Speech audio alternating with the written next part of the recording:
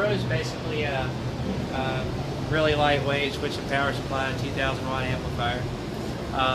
It's stereo capable. It also has a really cool full range sub feature, which sends a full range signal to one cab and sub to the other, and that's all. And it splits the power. I want to say it's 1/4 goes to the full range, and the rest of it goes to the sub. Let's do it that way.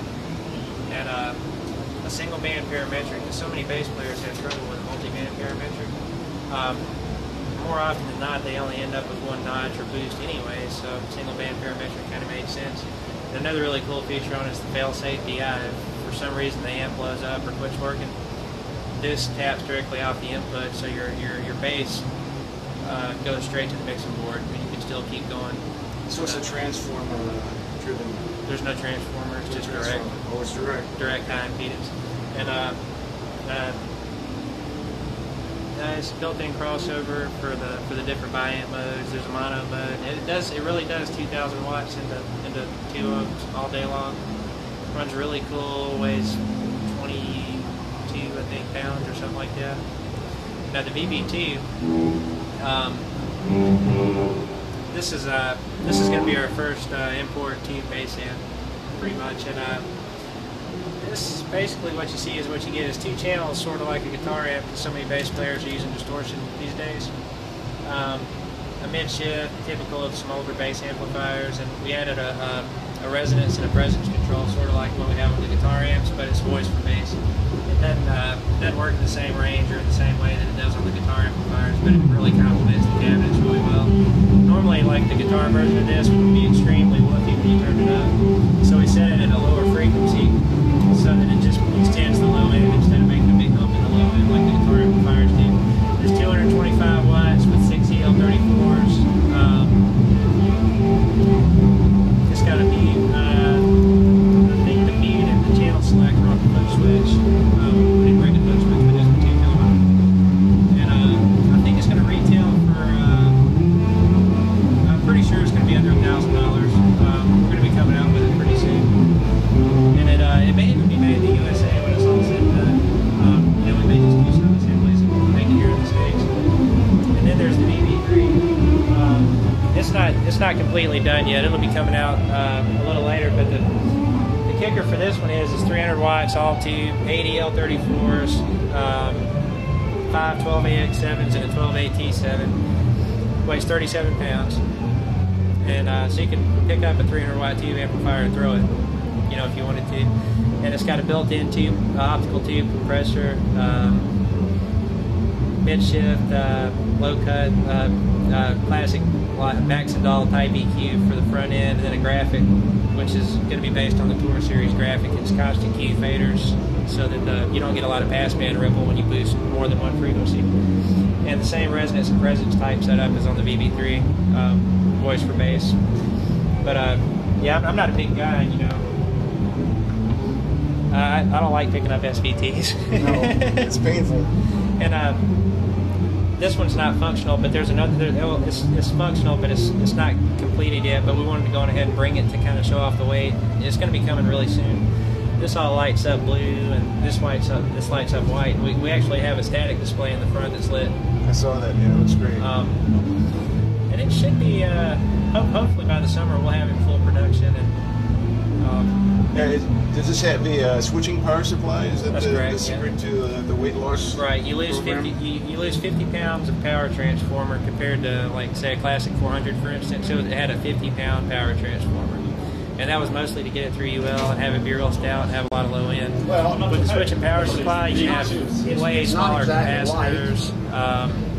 Oh, he's taking a picture of it. I didn't. Just smaller parts of the power supply, no weight hardly at all. It has an output transformer that's Class F design, which means it can run at a far higher temperature, but it allows the actual transformer to be smaller.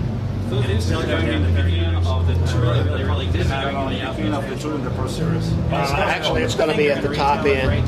Can I get in here for just a second? Absolutely. See, it's got your name on it. The Ampeg weighs 96 pounds. This one was 36. What's it? 36, 37 pounds? 37 with the foot This is 300. Huh? This is 300. 300 watts, valve, Switch mode power supply. Well, By the way, did you see About there's also the Tour Series cabinets. I'm not sure if you're familiar with those or not yet. Right, they've been kind of evolving over the last year or so. Is it Yeah, they're built in the United States. They're extremely lightweight. They have this really lightweight Italian poplar. Like this 4'10" girl picked up the T15 at NAMM last year when we brought it. Just was like, wow.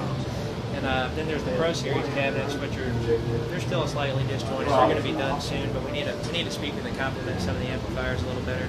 We're not really happy with that, the one that we're using right now. And we're probably going to go to something Scorpion-based, like the old Scorpion speakers we used to use, and put neodymium magnets on it and try to get the weight down to where you can actually pick it up. Right now, they weigh a metric ton. And, that makes sense, yeah. And we're redoing these. They'll be shipping by next summer.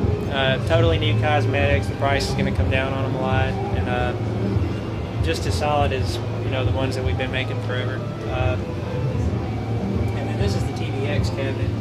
These are the really inexpensive lower end cabinets. They sound great. They're really loud. They put out a lot of low end, and they complement the Octaver on the Tour Series amps really well. Actually better than the Tour cabinets do in some ways.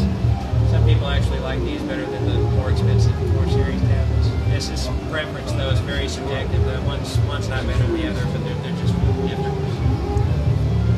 It took me a while, but I just recently realized that these remind me of like lug nuts, like on a truck. Yeah, it's kind of. Is that the idea? Sort of, yeah. All right. I was just imagining things.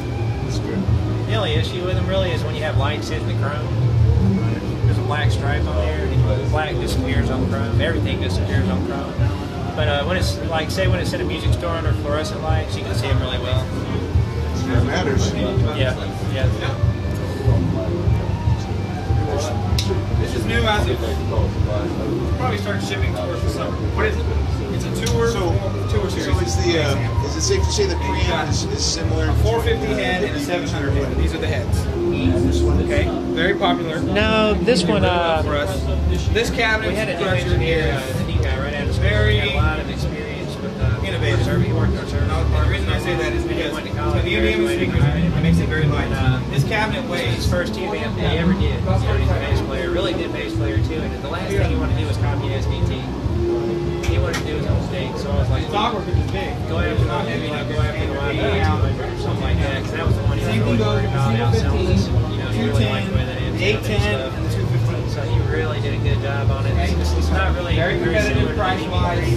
This one has a graphic EQ. So what I did is I went with a more classic circuit for the 3-band EQ, the graphic EQ, but I had to slide the ISIS all the higher frequency so that the graphic was interfere with the 2-band price. So it's quite a bit different actually. It's got a lot more tunes. Everything has tunes.